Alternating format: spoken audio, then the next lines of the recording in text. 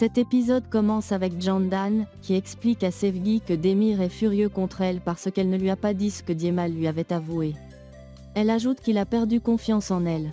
Sevgi, hésitante, lui demande de ne pas mal interpréter sa question et s'enquiert. A-t-elle épousé Demir uniquement pour EIQ, ou y a-t-il une autre raison cachée? Candan répond que c'était uniquement pour EIQ, mais elle exprime sa douleur face au fait que Demir veut divorcer, pensant qu'il est jaloux de Murat. Sevgi lui conseille alors d'être sincère avec Demir et de lui expliquer les choses calmement, tout comme elle le fait avec elle en ce moment.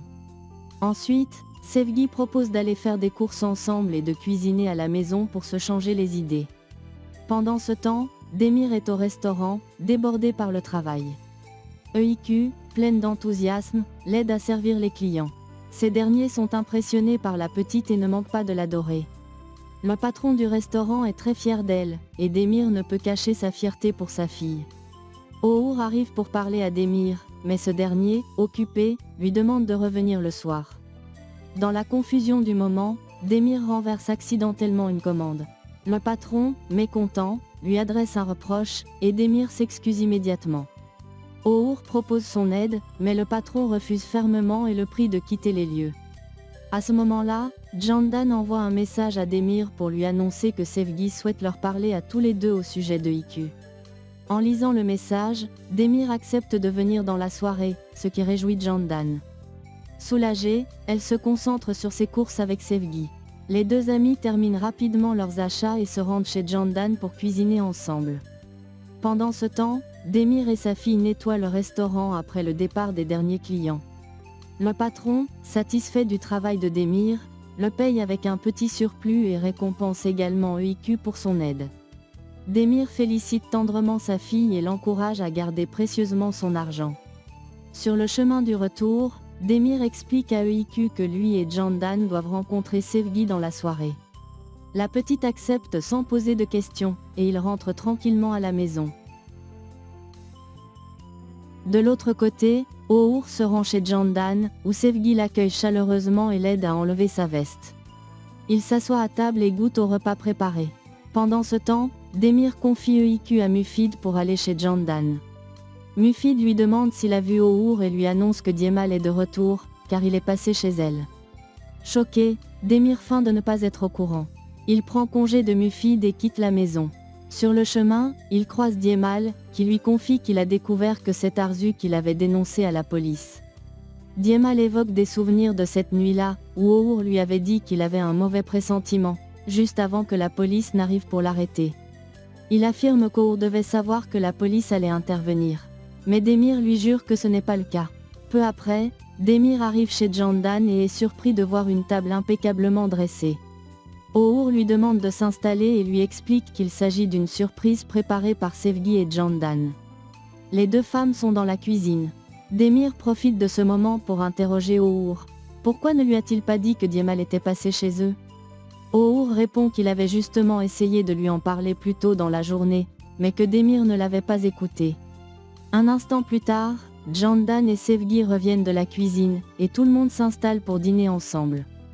Pendant le repas, Demir et Candan ne cessent d'échanger des regards pleins de sous-entendus. De son côté, Djemal rend visite à un ancien ami de prison pour lui poser des questions sur la nuit de son arrestation.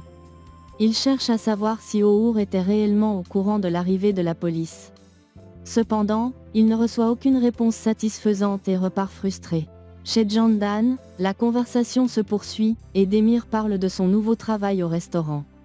Pendant ce temps, Oğur reçoit un appel de la part de l'homme avec qui Djemal discutait. Celui-ci demande à le rencontrer pour discuter. Oğur s'excuse auprès de Candan et des autres, expliquant qu'il a une urgence à régler, puis s'en va précipitamment. Sevgi décide également de partir. Candan la remercie chaleureusement et l'accompagne jusqu'à la porte pendant que Demir commande un taxi pour elle. De son côté, Oğur se rend à un rendez-vous avec l'homme qui l'a appelé. Sur place, il le confronte et lui demande une somme d'argent, menaçant de tout révéler à Djemal et Demir s'il n'obtient pas ce qu'il veut. L'homme, visiblement nerveux, tente de gagner du temps, mais Oğur reste inflexible. Ce qu'Oğur ignore, c'est que Djemal les espionne depuis l'ombre. Dès que l'homme quitte Oğur, Djemal le suit discrètement. Une fois seul avec lui, Diemal perd son calme. Il l'attrape et commence à le frapper violemment, exigeant qu'il lui dise toute la vérité. Sous la pression, l'homme cède et avoue ce qu'il sait. Les paroles de son ancien compagnon de cellule changent le regard de Diemal, qui semble plus déterminé que jamais. Pendant ce temps, chez Demir, ce dernier met EIQ, profondément endormi, dans son lit avec douceur avant de sortir de la chambre. Dans le salon, Jandan l'attend, visiblement agité. Elle lui demande de rester un moment pour lui parler. Demir, bien qu'hésitant, s'assoit à ses côtés. Jandan s'excuse pour ne pas lui avoir révélé les propos de Diemal, expliquant qu'elle ne voulait pas le paniquer inutilement. Touché par sa sincérité, Demir lui pardonne et se prépare à partir. Cependant, Jandan l'arrête en attrapant doucement sa main. Elle commence à évoquer sa relation compliquée et distante avec Mura, mais leur conversation est brutalement interrompue par des cris venant de la chambre. Il se précipite et trouve EIQ en pleine crise, agitée et brûlante de fièvre. Jandan réagit rapidement en appelant un taxi, tandis que Demir porte sa fille dans ses bras. Dans le taxi, Jandan alerte immédiatement le docteur Ihsan pour lui signaler l'état critique de EIQ. Une fois à l'hôpital, EIQ est prise en charge en urgence.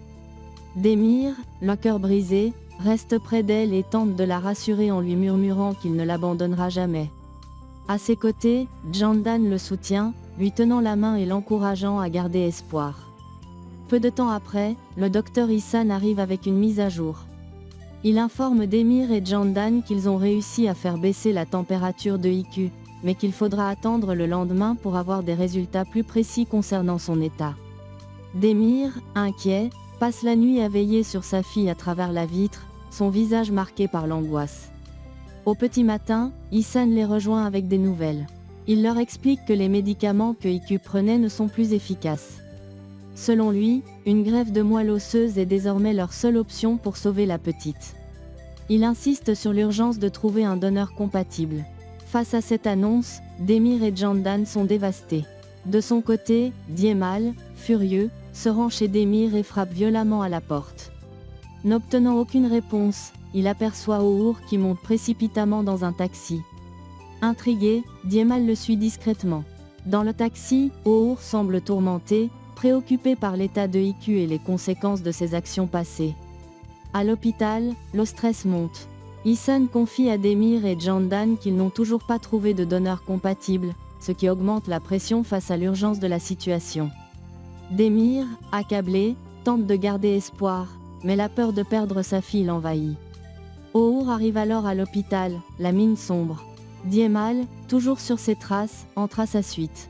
Une confrontation éclate immédiatement entre les deux hommes. Diemal exige des réponses et accuse Our de lui avoir menti depuis des années. Il l'accuse avec rage d'avoir tué le père de Demir. Au même moment, Demir arrive dans le hall et surprend les derniers mots de Diemal. Il s'arrête net, son regard se posant sur Our, visiblement pétrifié. La vérité, longtemps dissimulée, est sur le point d'éclater. J'espère que vous avez adoré la vidéo. N'oubliez pas de vous abonner et d'activer la cloche pour ne manquer aucun nouveau résumé. A très bientôt pour d'autres histoires encore plus crépitantes. Shelly's Love, votre rendez-vous pour revivre les meilleures émotions des novellas.